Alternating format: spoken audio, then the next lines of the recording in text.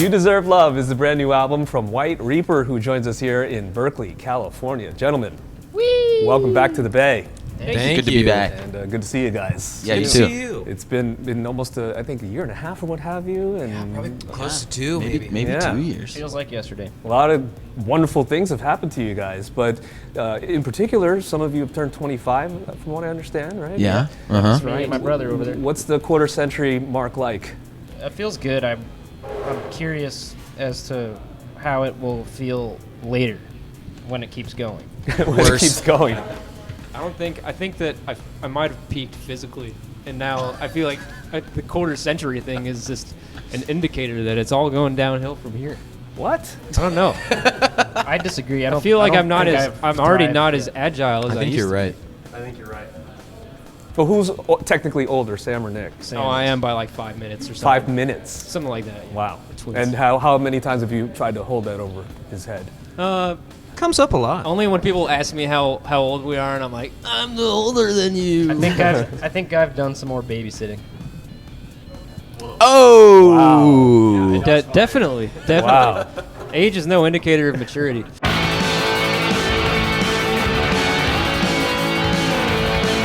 The one thing that you talked about in the past is that you had more time to put this album together versus the beginning and the past albums where you had maybe 10 days or 30 days in the studio. Or what part of the process was the luxury to have that time for? Was it writing or was it recording? Or?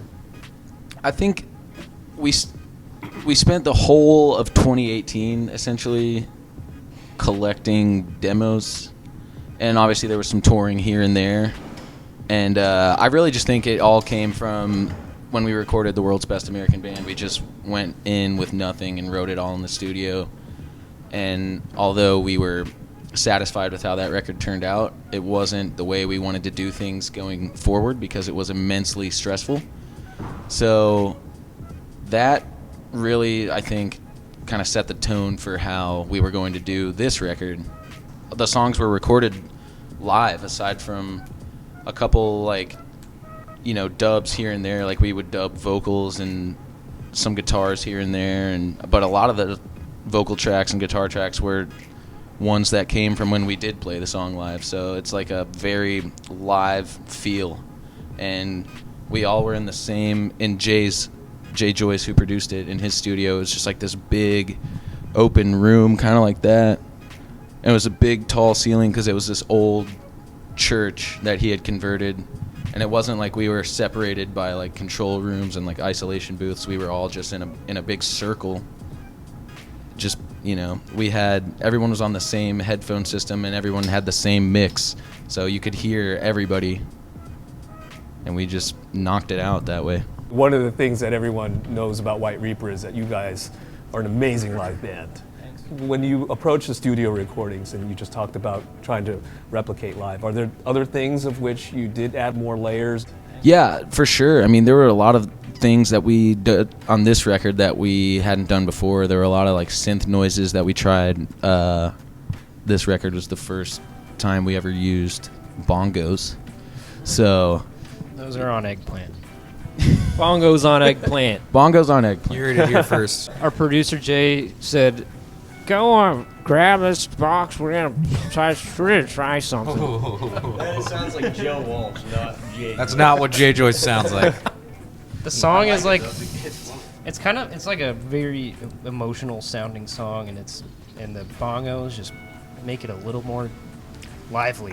For this record, I think it really was just a good combination of Jay's mentality of how to record and our, I guess, lack of knowledge of how to record. I think Jay understood that getting it as live as possible was going to make for the most interesting songs and the I don't know, something that has some feel and like life to it.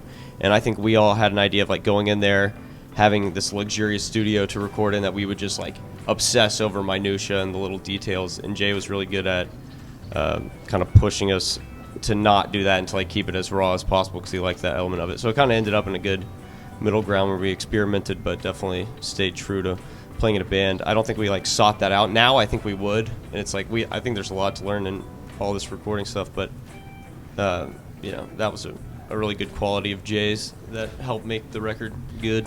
I think the backbone of this recording process was trying to get the live show in the record, in like the most high quality, the energy and the excitement and the hopefulness. Get it into the way that it comes through the speakers. Do you we think did you a good guys job. will ever do or release a live album? It's I really want to at some point. Maybe. I mean, probably. I mean, I don't If know. we do, if we can play well enough, then yeah, we would release it. Yeah, but you know what? Like the Thin Lizzy live album, not like that. There's so many dubs on that. That's not entirely live. Like you can get. I'd like to do a dubbed live Yes. album. Be like, hey, I messed that up. You Let can me do it that. again. You're allowed to dub a live album. I That's think. against the law, dude. I don't think that's allowed. I feel like people it has do to that? be the Yes. perfect. It has to be the perfect. Like all stars have to align for that to, for you to come away with like a really good live record. It has to sound really good, and you have to play really good, and the crowd has to be Room awesome. has to be good. any kind of live album, quite frankly, from you guys, in my book, would be amazing. But that's a great idea. we can dub. Tonight here in Berkeley. Live at the Yeah. Cornerstone. We're gonna have to be dubbing the crowd noises because nobody's gonna be here. Pish posh. Put distortion on the crowd that is here is gonna sound. It'll be me and the camera guy clapping and cheering, overdubbed, right?